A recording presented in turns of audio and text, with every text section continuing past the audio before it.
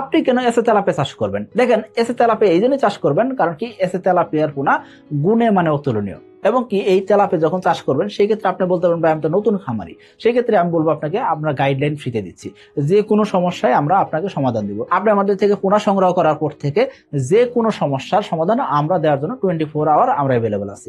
অর্থাৎ আপনাকে আমরা গাইডলাইন দিব এবং কি আপনার মাছ চাষে সহায়তা করে আমরা ছাড়বো এবং কি আপনাকে সফল করে ছাড়বো। তারপর নতুন খামারি হলে আপনি চিন্তামুক্ত থাকেন যে আপনার মাছ চাষ সহজ করে দিব।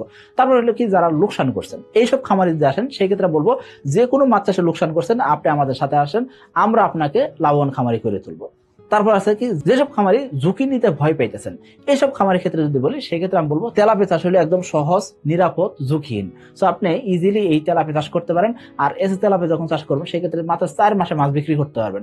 সো 4 মাসে যদি মাছ বিক্রি করতে পারেন সেক্ষেত্রে একই পুকুর থেকে আপনি বছরে 3 থেকে 4 বার মাছ বিক্রি করতে পারতেছেন। তো আশা করি বুঝতে পারতেছেন। আর যদি আপনি চিন্তা করেন ভাই আমার তো এরকম পুঁজি নাই, সেই ক্ষেত্রে আমি বলবো আপনাকে 2 থেকে 5 একর জায়গা যদি আপনার থাকে এবং আপনি যদি কিছু ইনভেস্ট আপনি নিজে করতে পারেন, বাদ বাকি ইনভেস্টমেন্ট করার জন্য আমরা রেডি আছি। অর্থাৎ বুঝতে পারতেছেন এসে তেলাপিয়ার পোনা অবশ্যই গুণমান ও তুলনীয় দেখেই আমরা চাচ্ছি আপনার খামারে ইনভেস্ট করতে। সো আসুন আমরা এসে তেলাপিয়া চাষ করে সমৃদ্ধি করি।